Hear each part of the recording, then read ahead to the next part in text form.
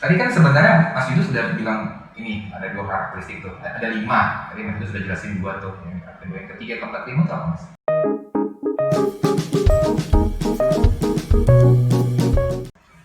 Tadi udah soal bentuknya, ya. kemudian perlu pengetahuan khusus. Pengetahuan khusus. Yang Yang ketiga ketiga itu dia ada akses bagi saintis untuk berkontribusi ya, bahasa saya, dalam proses penanganan kasus. Jadi ruang yang jelas bagaimana orang non-hukum itu juga bisa berkontribusi di dalam proses pengadilan. Tadi kan sudah sempat saya sebutkan sedikit ya di awal. Jadi ada 2 sih, ada yang sifatnya memang sebagai bagian dari pengadilan, itu dia bisa jadi salah satu majelis di situ. Jadi atau bentuk lain adalah dia sebagai saksi ahli, sebagai ahli yang ahli itu bisa saja di dalam beberapa model pengadilan di berbagai negara itu terinstitusionalisasi bahwa ahli tersebut adalah menjadi bagian dari pengadilan. Tapi ada juga yang memang ahli itu disebut sebagai external expert, dia memang di luar pengadilan yang juga akan berkontribusi terhadap bagaimana penanganan kasus, proses penanganan perkara ya pengadilan. Intinya adanya akses yang jelas bagaimana orang yang saintis kemampuan itu kan dilatar belakangi karena yang tadi di awal saya sebut ada dua hal yang mempengaruhi kenapa perlu pengadilan khusus lingkungan. Satu karena karakteristik kasus tersebut yang memang sangat multidimensional. Kedua memang membutuhkan ekspertis khusus, tidak cuma hakimnya tapi juga aktor-aktor lain di dalam penanganan kasus. Jadi itu penting banget ya ahli itu ya. Tinggal kita nanti kalau merujuk pada banyak model ya, yang model ketiga kalau nggak salah ya, dia bisa ada yang di dalam. Tadi Mas Yudo bilang institusionalisasi ya. Ada yang juga dia di sana ahli eksternal gitu. Ya artinya yang saya sampaikan kan adalah bagaimana praktek di berbagai negara yang berbeda sebuah referensi. Buat Indonesia kan ada beberapa tantangan yang kita sudah sama-sama paham bahwa satu soal ya keterbatasan jumlah saksi ahli seperti itu. Kemudian yang paling krusial juga bagaimana aturan agar ahli di dalam menyampaikan opini juga itu terbebas dari prinsip katakanlah tidak objektif bias ya gitu seperti itu ya. Di berbagai negara bahkan sudah ada aturan sampai memastikan bahwa saksi ahli ketika bersaksi itu terhindar dari aspek-aspek yang tadi ada unsur kepentingan dan segala macam. Misalnya kalau terbukti bahwa saksi tersebut akan dibayar lebih ketika misalnya kasus menangani, dia punya mekanisme untuk ngecek itu. Nah di negara lain misalnya kayak di itu bisa Mas ya dicek gitu bahwa nanti kalau dia akan misalnya dapat sukses fee gitu, jadi sebenarnya itu bisa di proses etik gitu ya. Jadi dianggap tidak qualified nah, jadi sebenarnya masuk ke ahli juga ya. Selama ini kan kita mikirnya ini pejabat negara atau hakim gitu, tapi ternyata ahli juga bisa digituin gitu. Ya jadi memang ahli itu kan untuk bagaimana menjelaskan fakta ilmiah ya, bagaimana mendudukkan itu dalam konteks ilmiah seperti itu, memberikan bagaimana objektivitas dan segala macam. Dasarnya kan itu memberi terang. Jadi contoh menarik misalnya kayak kembali lagi karena New South Wales menjadi referensi, mereka punya mekanisme ya. Jadi ketika terjadi perdebatan yang sengit soal isu ilmiah, itu hakim pada titik itu bisa stop, berhenti dulu prosesnya, dipanggil ahli-ahli dari 2 pihak yang berdebat tadi tanpa didampingi pengacara. Mereka duduk bersama hakim membahas hal-hal yang sifatnya krusial tadi, dibahas dan disepakati poin-poinnya apa. Kemudian ketika mereka sudah sepakat, dilanjutkan lagi persidangan. Ada 2 hal yang menarik ya. Pertama bahwa hakim bisa memfasilitasi bagaimana objektivitas dari sisi saintifik itu didudukkan. Kemudian ketiga menjaga independensi pengacara tidak dilibatkan dalam proses tamat. Nah itu contoh dari bagaimana upaya-upaya yang sifatnya udah advance untuk memastikan bahwa bukti ilmiah yang disampaikan oleh ahli itu punya kontribusi yang sangat signifikan untuk memastikan objektivitas dari kualitas suatu putusan. Kurang lebih gitu. Berarti tadi kalau di karakteristik yang ketiga ini Mas, yang kalau saya tangkap ya sebenarnya tadi bicara akses untuk ahli lah ya, orang-orang yang punya kompetensi. Berarti sebenarnya menegaskan bahwa untuk perkara-perkara lingkungan ini untuk hakim gitu ya, bahwa memang benar-benar mereka butuh nih ahli-ahli gitu untuk bisa kira-kira memberikan dukungan untuk bisa menghasilkan putusan yang bagus gitu. Jadi nggak mungkin kalau kita bilang oh ini yang namanya pengadil gitu ya, oke dia akan tahu semuanya gitu. Tapi ini justru menunjukkan perkara yang multidimensi, kompleks gitu, ada multi pengetahuan gitu ya, interdisipliner gitu maksud saya, sehingga memberikan tempat yang cukup penting bagi orang-orang yang menghukum sehingga dia bisa membantu. Jadi proses di karakteristik ketiga ini seperti menegaskan bahwa ini nggak cuma bicara hakim, tapi bicara orang-orang lain yang ternyata itu punya peran sangat signifikan. Sehingga tadi Mas Windu jadi sangat relevan bicara bagaimana objektivitas itu menjadi krusial di berbagai negara. Coba tadi yang di New South Wales. Saya tercerahkan. Tapi menarik waktu dulu bilang tadi bahwa kalau gitu bebannya berat juga ya. Iya. Saya tidak mau mengarahkan ke sana. Bisa jadi sederhana selama memang katakanlah rambu-rambunya itu jelas, rambunya jelas. Kayak misalnya hakim dibekali soal bagaimana sih untuk memastikan bahwa sebuah bukti ilmiah itu adalah bukti ilmiah yang relevan dan dia memang saintifik, bukan bukti biasa, sehingga dipimpin sebagai scientific evidence. Kemudian juga bahwa metodologi yang dipakai untuk menghadirkan bukti itu ataupun itu adalah metodologi yang dianggap valid ya. Dia perdebatan soal bagaimana double principle di Amerika itu jadi contoh yang menarik lah. Double principle. Ya, double principle. Jadi bagaimana menguji tadi validitas tadi. Nah, tapi bahkan untuk di Amerika yang katakanlah bisa dibilang udah lebih lama ya menggeluti soal yang spesifik ini, tetap jadi hakimnya juga dianggap hakim masih merasa berat untuk memahami isu saintifik itu gitu. Jadi yang paling penting adalah rambu-rambunya. Dalam konteks Indonesia, di penelitian saya memang penting untuk ada semacam intervensi supaya hakim itu punya panduan yang jelas, kemudian juga di dalam prosesnya itu ada panduan ya. Nah, jadi pertama yang memang di dalam kebijakan yang terkait dengan bukti-bukti ilmiah, bukti-bukti sehingga nanti bukti ilmiah bisa dimasukkan itu perlu juga dilakukan yang jelas ya, dan bahkan tidak hanya ya penelitian saya menunjukkan bahwa tidak hanya di level yang misalnya karena keputusan Mahkamah Agung terkait penanganan isu itu, tapi juga bicara soal bagaimana kita punya undang hukum acara pidana itu sendiri, ya kan? Misalnya ketika kita mau bicara soal ahli dengan keahlian khusus apa sih? Itu kan kalau kita lihat di hukum acara pidana atau hukum acara pidana kan hanya disebut ahli yang karena pengetahuannya dia bisa jaga punya sebagai khusus. Padahal kan bicara keahlian khusus itu dimensinya sangat banyak. Nah, berdasarkan itu dia teman-teman tahu lah ya bahwa tidak cukup bahwa itu ada di dalam sebuah kebijakan. Jadi perlu apa yang namanya proses hakim atau penegak hukum memahami aturan tersebut dan bagaimana di dalam prakteknya.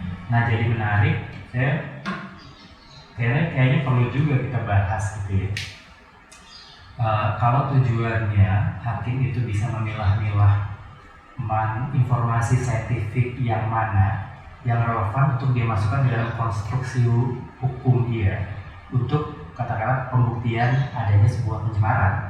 Nah, itu kan berarti di dalam sesi pelatihan yang sifatnya saintifik itu harus didesain sedemikian rupa sehingga sampai pesannya. Jadi informasi yang sifatnya teknis tapi tidak terlalu teknis, sehingga jadi butuh kerjasama dengan orang hukum juga di dalam menginterpretasikan sesi tersebut gitu.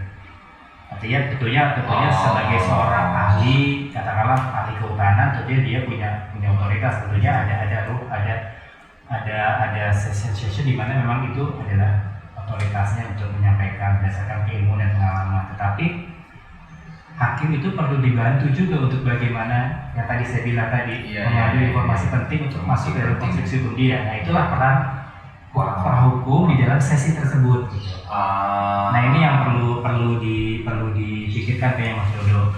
Di Amerika dengan pengalaman Dober kriteria tadi, mereka sudah menggunakan apa yang dinamakan sebagai science based training. Jadi memang pelatihan yang basisnya adalah scientific, tapi untuk penegak hukum dalam konteks. Nah, kalau kriteria keempat apa nih, Mas?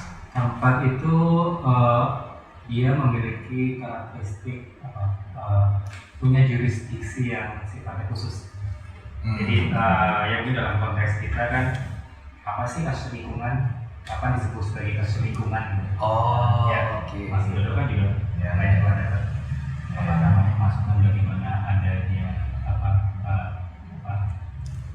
lingkungan, kesalahan ya lingkungan atau bukan gitu. Dan kemudian kedua juga untuk masuk kategori yang pertama tadi yang memang benar-benar independen, dia itu punya karakteristik yang disebut sebagai universal jurisdiction. Universal comprehensive jurisdiction. Jadi jurisdiksinya itu komprehensif. Maksudnya gini, karena sifat independennya itu ya, dia tuh nggak cuma dari sisi substansi area yang tercover, nggak hanya kasus lingkungan dalam pemahaman kita kasus lingkungan saja, tapi bisa terkait dengan isu-isu pembangunan, development, perencanaan, planning gitu ya.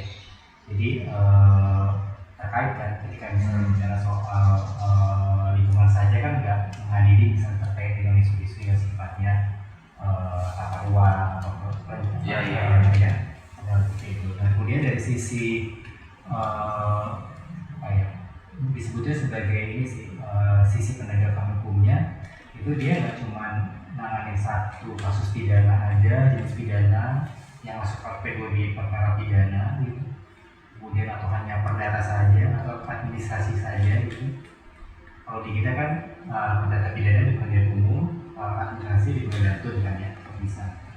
Nah, ini dia punya jurisdiksi yang sangat komprehensif, semuanya bisa ditangani di pengadilan tersebut. Jadi intinya bahwa dia adalah punya jurisdiksi yang khusus dan jelas. Itu keempat. Yang kelima, di banyak negara pengadilan lingkungan itu mendorong apa yang disebut dalam konteks Indonesia itu familiar dengan istilah aktivisme judicial. Judicial activism, penemuan hukum. Jadi dengan kasus lingkungan yang mengandalkan pada bukti ilmiah, kemudian dampak resiko terhadap lingkungan yang sifatnya laten baru terlihat di masa depan gitu ya. Itu membutuhkan sebuah kemampuan hakim untuk melakukan penemuan hukum, karena hukum yang ada kan tidak cukup untuk dijadikan dasar. Banyak negara-negara misalnya kayak di Australia, ketika pengadilan dalam satu kasus itu kasus Lead versus National Park ya, dia prinsip yang ini itu dijadikan pertimbangan oleh hakim. Di Filipina kasus Pocosa versus bagaimana hak atas lingkungan juga menjadi haknya generasi yang akan datang. Jadi dia terkenal dengan bagaimana hakim itu punya inovasi dalam putusan. Jadi itu salah satu kelebihan kekhususan itu juga mendorong adanya semacam penemuan itu dari di beberapa negara juga sudah ada. Di Indonesia juga sudah ada kan sebenarnya. Kalau kita nggak salah itu almarhum ya Prof. Paulus Effendi Tulung yang dulu misalnya memutuskan bahwa organisasi lingkungan dalam hal ini WALHI dia punya hak menggugat ya, di mana dulu sebenarnya belum ada sedangkan aturan yang mengatur. Itu juga salah satu contoh mungkin Mas menjelaskan mengenai Iya, tadi sebenarnya Mas sudah jelaskan kira-kira ada 5 karakteristik yang penting ya, yang memang itu relevan ya kalau kita mau apa yang membangun pengadilan lingkungan di Indonesia kira-kira gitu ya. Apapun nanti modelnya, karena tadi modelnya tuh tadi Mas Yudi bilang di awal ada banyak ya, ada 4 lah kira-kira. Nah tapi gini Mas, sebenarnya kan di awal tadi kita udah bicara, udah sempat nyinggung lah dikit bahwa Indonesia itu saat ini punya ada dalam model yang keempat yang kita sebut sebagai sertifikasi hakim lingkungan. Dan dari yang kita tahu sebenarnya cukup banyak sih sebenarnya hasil-hasil, maksudnya hakim-hakim yang sudah bersertifikat gitu ya. Dan ini juga katanya sudah lebih dari 5 tahun ada program ini gitu. Nah, Mas Budi sekarang melihat ya untuk konteks Indonesia, ketika saya sebenarnya banyak pertanyaan nih tentang sertifikasi hakim lingkungan, tapi kira-kira dari telah Mas Windu lah dalam konteks sertifikasi hakim lingkungan di Indonesia, sebenarnya apa sih hal-hal yang menarik ya ketika dulu kita nggak punya, terus sekarang kita punya, terus kira-kira ke depan kita mau ngapain nih dengan sertifikasi hakim ini? Kan tentu kan mungkin dong ada perubahan nih dari dulu ke sekarang, dan ke depan ini kita mau ngapain ini? Apakah kita memang perlu inovasi-inovasi lagi untuk si model keempat ini, atau mungkin nggak sih kita pindah ke model kedua misalnya, atau ke gimana gitu, ada pengadilan khusus. Tapi kira-kira gimana Mas pemikiran Mas Windu? Yang paling kelihatan jelas untuk melihat apa yang sudah dicapai itu dari putusan ya. Putusan kasus lingkungan yang dibuat oleh hakim. Lebih utama lagi adalah putusan yang dibuat oleh hakim memang adalah hakim bersertifikat. Kalau kita lihat misalnya membandingkan putusan kasus lingkungan di beberapa periode ya, kalau tadi disebut zamannya Paulus ketika bicara soal gugatan standing NGO terhadap kasus lingkungan, walaupun tidak ada dasar hukumnya, tapi Paulus F.E.D. ini memberikan sebuah pengaruh hukum ya, judicial activism. Kemudian kasus tadi ada juga kita disebut kasus Mandalawangi terkenal ya. Jawa Barat, Garut ya. Almarhum Hakim Subandi, bagaimana itu adalah kasus pertama kali kasus lingkungan di mana prinsip hukum lingkungan internasional yang disebut sebagai prinsip pencegahan dini, precautionary principle, itu dijadikan dasar pertimbangan hakim di dalam membuat keputusan. Nah, beberapa tahun terakhir, maksudnya tentunya juga pasti saya yakin ASR melakukan identifikasi dan analisis terhadap bagaimana putusan itu, argumentasi yang dibuat. Saya melihat itu sangat luar biasa ya, perkembangannya gitu. Bagaimana misalnya, sebagai contoh misalnya bagaimana prinsip strict liability, tanggung jawab mutlak itu di dalam kasus dari kasus banyak kasus ya, kebakaran hutan paling banyak yang kita tahu pakai strict liability. Iya, artinya bagaimana misalnya argumen hakim itu berevolusi dari yang mungkin dengan argumentasi yang paling tidak ada prinsip-prinsip umum, tapi di kasus-kasus yang baru itu sudah lebih banyak mengelaborasi. Misalnya ketika pembuktian elemen adanya ancaman yang serius itu tidak hanya mengandalkan pada misalnya pasal 88 ya tentang strict liability, tapi juga bagaimana undang-undang terkait peraturan terkait AMDAL, kemudian kemudian juga ada melihat SK 36 terkait dengan bukti-bukti jenis-jenis kondisi di mana itu dianggap sebagai sebuah ancaman serius. Jadi terlihat sekali kalau saya menyebutnya sebagai bagaimana hakim melakukan interpretasi terhadap satu klausul dalam pasal untuk memberikan argumen yang lebih kuat lagi. Contoh yang ketiga mungkin itu sebagai contoh tambahan yang penting adalah kita tahu bagaimana kasus kebakaran hutan itu statistiknya kan kita bisa tahu sendiri statistiknya cukup luar biasa signifikan, dan kalau kita kaji lagi putusannya itu terlihat bagaimana diskusi argumentasi terkait dengan bagaimana bukti ilmiah itu didaya gunakan sebagai dasar untuk membuktikan bahwa memang kebakaran itu terjadi di wilayah perusahaan, kemudian memang dilakukan oleh perusahaan yang dianggap sebagai pejabatnya ya. Itu menarik saya lihat evolusinya gitu proses itu. Nah jadi itu bisa menjadi contoh. Kalau boleh saya ini Mas, kalau tadi saya sebenarnya Mas Windu bilang ada perkembangan dan bagaimana dalam perkembangan itu terlihat bagaimana hakim bisa melakukan interpretasi. Ini sebenarnya apakah memang karena semakin banyaknya atau pengetahuan yang diberikan kepada mereka atau mereka mencari pengetahuan itu, atau ada faktor lain yang Mas Windu lihat, misalnya apakah memang karena program ini ya secara komprehensif Mahkamah Agung menyusun sertifikasi hakim lingkungan sehingga karena sudah terprogram sehingga akan lebih lebih tertata gitu, atau terlepas daripada itu memang sekarang ini, kalau dulu kan kita cari referensi hukum lingkungan mungkin nggak sebanyak sekarang gitu. Mas itu tadi gimana sih? Mungkin dua-duanya justru kombinasi. Yang pertama tentunya dari proses penguatan kapasitas ya. Kalau saya lihat secara rinci kurikulum dan ajaran yang disampaikan itu memuat substansi baik yang sifatnya normatif maupun yang prosedural yang membantu hakim, membantu penegak hukum untuk bisa lebih meningkatkan ilmunya. Jadi dengan model kayak simulasi kasus dan segala macam itu signifikan ya terhadap membuat pengaruh output. Kemudian kedua, memang kita sama-sama tahu bahwa kalau yang dijadikan hasil yang diharapkan adalah putusan yang baik, berkualitas, kan itu tidak hanya menjadi tanggung jawabnya hakim, ya. Bahwa hakim juga mendapat banyak informasi dari bagaimana misalnya gugatan itu dibuat, bagaimana dakwaan itu disusun, bagaimana pengacara itu memberikan argumen-argumen, bagaimana saksi ahli yang juga bisa dari saksi ahli yang berlatar belakang akademis dari universitas, kemudian saksi-saksi yang memang ada saksi yang profesional karena bidangnya itu bersaksi, itu juga menjadi bahan buat hakim.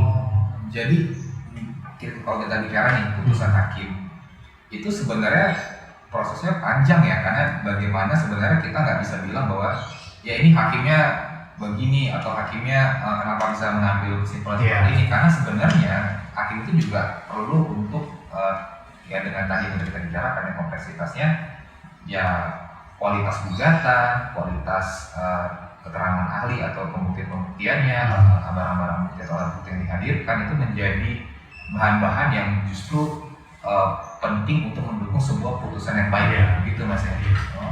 Saya kira itu jadi penting karena misalnya bahkan untuk pengadilan Land Environmental Court di Australia itu yang sekarang dijadikan referensi hakim yang berkualitas, itu di 10 tahun, 20 tahun pertama sejak berdiri itu adalah proses hakim itu saling belajar dari hakim yang lain di dalam membuat putusan. Jadi memang ada proses itu. Jadi sampai 20 tahun Mas, ya utamanya di situ ya. Iya. Jadi memang di awal didirikan itu ada proses bagaimana hakim itu belajar dari hakim yang lain. Jadi saya bisa bayangkan bahwa output yang dihasilkan itu sangat terkait dengan bagaimana input-input yang sekarang itu juga sudah lebih banyak gitu ya. Jadi ya kalau misalnya kajian-kajian terhadap putusan dianalisis oleh katakanlah dosen dari fakultas hukum, kemudian itu dipublikasikan, itu akan sangat bermanfaat. Nah ini menarik nih karena sebenarnya mungkin nggak banyak yang tahu bahwa jurnal-jurnal yang membuat artikel-artikel ilmiah atau publikasi-publikasi paper-paper dari akademisi gitu ya, itu sangat berguna sebenarnya dalam mendukung proses persidangan Mas ya. Apalagi kita tahu dalam proses lingkungan ini kompleksitasnya luar biasa, nggak dari pembuktiannya saja, tapi juga pembuktian ilmiahnya. Nah, itu kenapa penting sebenarnya produksi pengetahuan terus diperbanyak gitu, karena itu akan mendukung penegakan hukum kita semakin lebih baik. Kira-kira itu menjadi alasannya kenapa hakim sangat butuh itu ya. Betul, referensi. Ini sedikit aja Mas Dodo karena mesti bicara tadi produksi pengetahuan ya. Jadi memang ke depan supaya sistem sertifikasi ini juga berjalan lebih efektif, itu memang jadi perlu semacam ini mau kemana gitu arahnya gitu, sehingga kita bisa tentukan capaian-capaian yang perlu dicapai. Nah di dalam proses tersebut itu bagaimana kita mengkoleksi tadi pengetahuan tadi, kajian-kajian, kemudian bagaimana memfasilitasi pembelajaran di antara para hakim melalui training, melalui forum-forum diskusi yang sifatnya bukan kasus yang sedang berjalan ya, tapi diskusi yang substansi. seperti dulu tahun yang tadi ya itu. Jadi itu, jadi memang masyarakat satu jelas mau kemana arahnya. Ya mungkin ya kita bisa pakai lah bahasa perlu roadmap lah, kata jalan ya. Roadmap yang tadi Mas itu bilang ya. Betul, jadi misalnya ada milestone yang jelas yang mau dicapai. Karena bisa jadi sebetulnya dalam konteks tujuan yang lebih besar lagi yang dibutuhkan itu bukan kasus yang menang, tapi bagaimana argumentasi yang berkualitas gitu. Terlepas bahwa kasus itu kalah atau menang, karena kan mungkin banyak faktor ya. Betul. Tapi diskusi tentang kaidah hukum yang baru, argumentasi itu bisa jadi lebih berkualitas lagi. Iya. Bisa jadi yang dibutuhkan itu gitu. Nah, itu makanya misalnya kalau ketika bicara soal sistem sertifikasi, apakah kebutuhannya adalah melatih lagi hakim yang belum dilatih, atau hakim udah stop dulu nih, ya katakanlah sederhananya begitu ya, stop dulu, kita fokus hakim yang sudah dilatih terdistribusi dengan baik, merata daerah yang memang diperlukan, tapi sebetulnya lebih penting lagi adalah they exercising their skill, jadi di exercise terus gitu, tajam ke dalam lagi gitu, dengan menangani kasus. Kan mereka kan kualitas meningkat itu kan semakin banyak kasus yang ditangani, semakin kompleks itu kan. Jadi menjadi sebenarnya ini sangat penting teman-teman, karena menjelaskan bahwa kalau sudah jadi hakim bersertifikat lingkungan, mereka memang harus menangani perkara lingkungan. Jadi exercise itu dibutuhkan ya sebenarnya untuk menemukan dan mendapatkan semakin banyak pembaruan ya dalam hukum lingkungan, khususnya putusan-putusan hakim. Mas, tadi kan Mas Windu sebenarnya di awal udah bicara roadmap, suka bicara nyinggung roadmap, terus tadi terakhir juga bicara roadmap nih sertifikasi hakim. Sebenarnya tadi Mas Windu sudah banyak menjelaskan tentang bagaimana produksi pengetahuan dan pembelajaran di antara para hakim dengan berbagai macam informasi, dan juga kenapa penting sebenarnya exercise melalui putusan dalam penanganan perkara maksud saya dilakukan. Nah, kira-kira nih selain itu dalam kita misalnya mau berbicara sertifikasi hakim mau gimana nih gitu, apa lagi sih yang masih ada nggak yang kurang atau yang perlu untuk diperhatikan ini? Ya tentunya baik nih sertifikasi. Ya tentunya dalam rangka menghasilkan roadmap yang valid itu kan perlu ada sebuah assessment. Jadi menurut saya sih udah cukup ya kalau 10 tahun lah ya, kalau 10 tahun kita coba lakukan assessment, tapi bukan assessment yang assessment yang serius, komprehensif gitu ya, untuk melihat sejauh mana perkembangan gitu. Nah, assessment ini jadi penting untuk jadi semacam baseline untuk kita mengukur sebetulnya yang udah dicapai sejauh mana. Jadi kita tahu bahwa sebetulnya roadmap itu memberi arah kita bahwa ini loh yang harus dibangun ini dulu.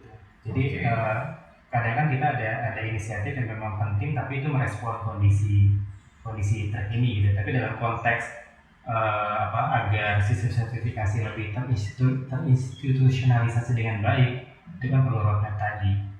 Nah, proses assessment tadi, benchmark tadi, tentunya dikaitkan dengan satu aspek lagi yang lebih penting dalam memastikan sertifikasi. Ya, proses monitoring evaluasi yang jelas, ya, berdasarkan baseline tadi, kemudian dilihat capaiannya seperti apa, dan itu kita sudah punya. Sistem sertifikasi, monitoring evaluasinya seperti apa. Tapi bagaimana itu efektif dan itu bisa menjadi masukan yang valid terhadap kondisi sekarang, itu mungkin yang perlu dilihat lagi ya.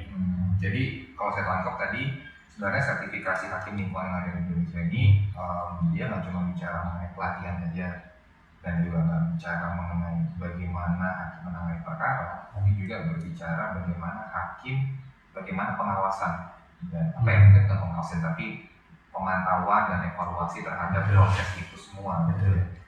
Jadi sebenarnya sertifikasi itu sistemnya kompleks, nggak cuma melatih hakim terus melatih hakim menangani perkara, tapi ada proses yang memang kayak mungkin itu tadi terinspirasi juga dari New South Wales kali ya, bagaimana mereka membangun sebuah pengadilan yang kompleks.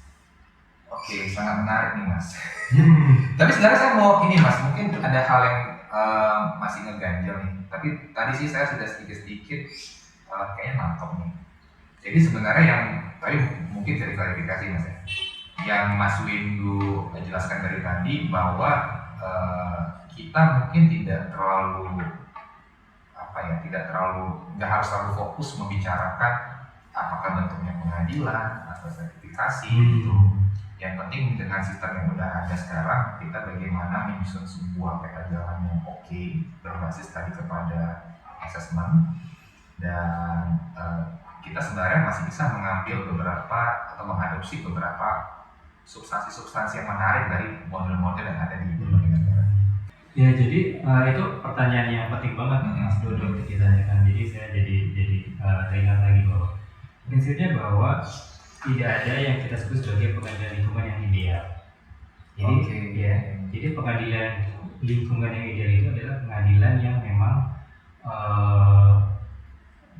melihat bagaimana konteks dari suatu negara gitu ya.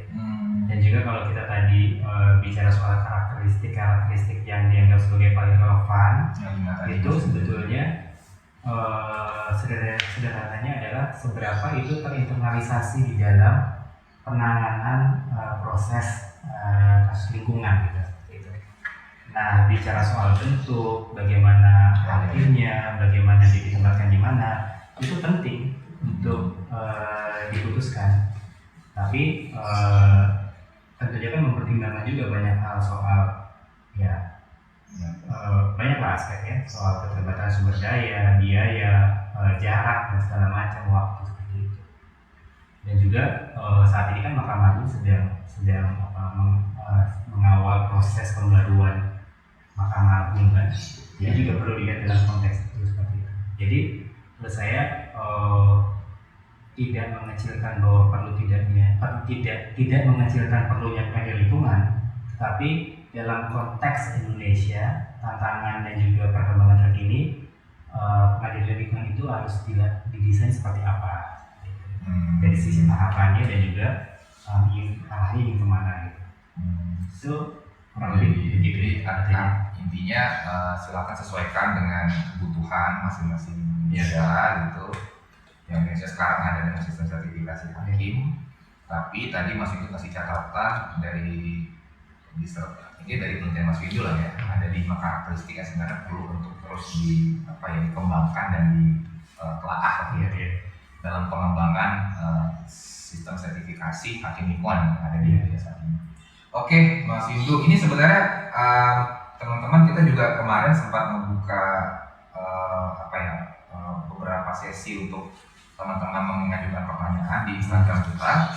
Di sini ada beberapa pertanyaan yang sudah masuk dan saya akan coba tanya ke Mas Windu. Ini pertama, mungkin kita pilih aja kali ya. Dua misalnya, kita pertama dari Mordek H gitu, susah nih namanya. Oke, saya begini, ada kemungkinan MA punya pengadilan khusus di lingkungan hidup seperti pengadilan ekonomi. Ini mungkin kita bilang apakah ada kemungkinan MA punya pengadilan khusus lingkungan gitu ya?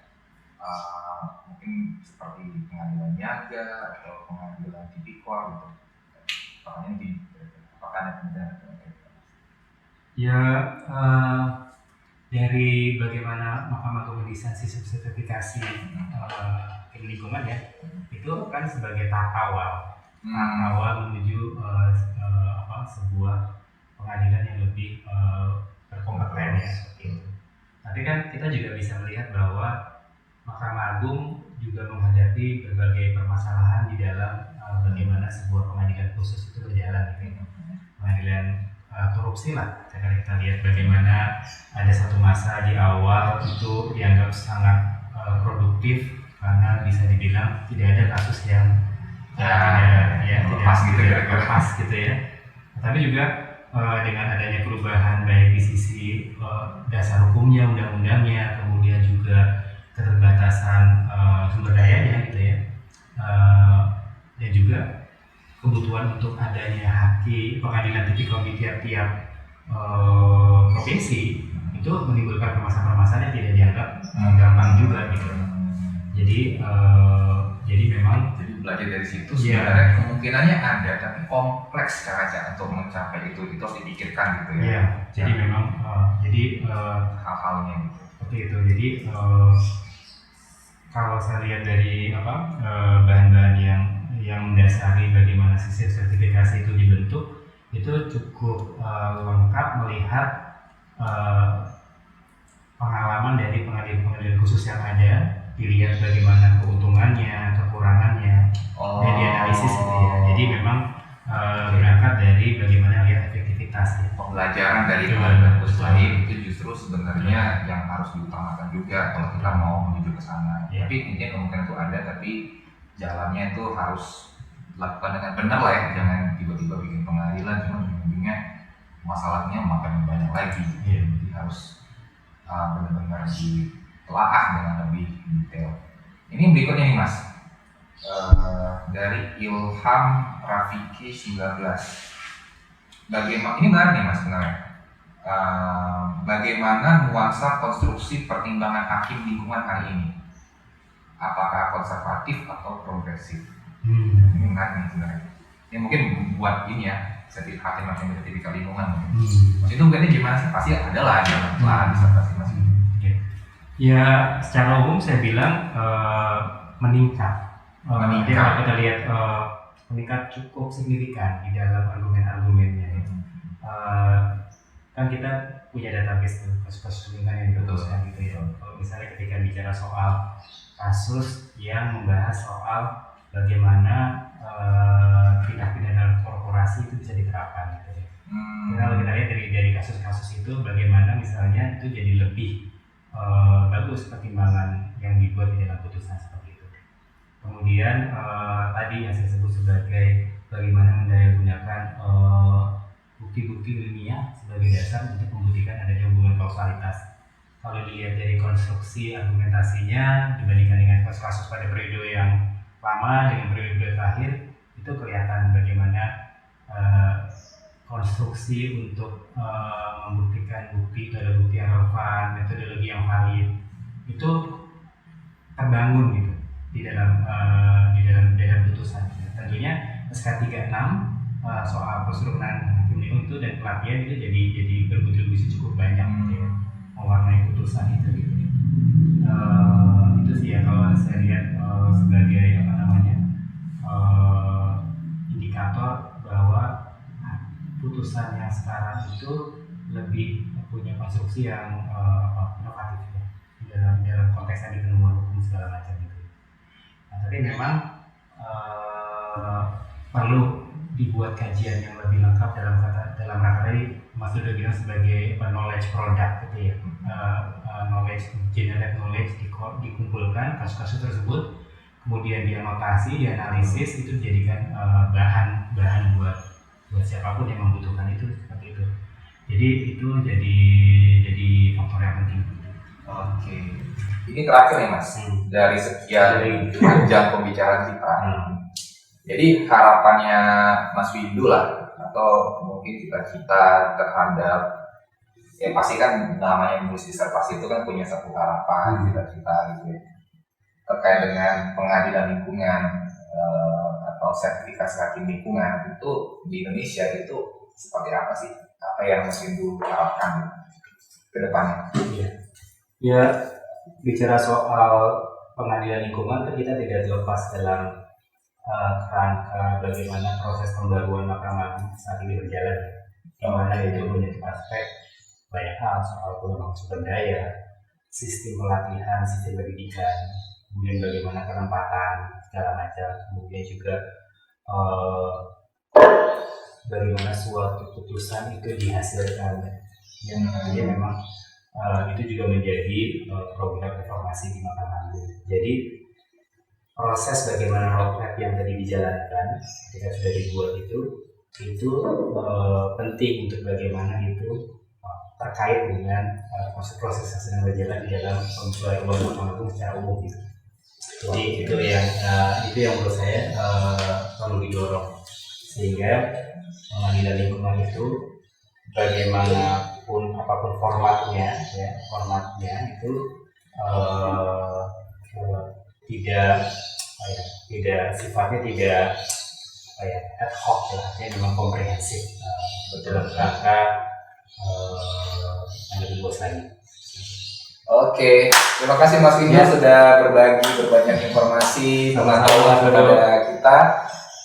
Terima kasih buat teman-teman, sudah panjang sebenarnya pembicaraan kita dengan Mas Windu, dan ini bukan yang pertama, jadi masih akan ada seri-seri berikutnya yang tentunya topik-topiknya juga akan lebih menarik lagi dan kita akan gali lebih banyak lagi. Nah, itu aja dari saya. Kita nanti ketemu di diskusi-diskusi yang lainnya. Selamat sore, bye-bye.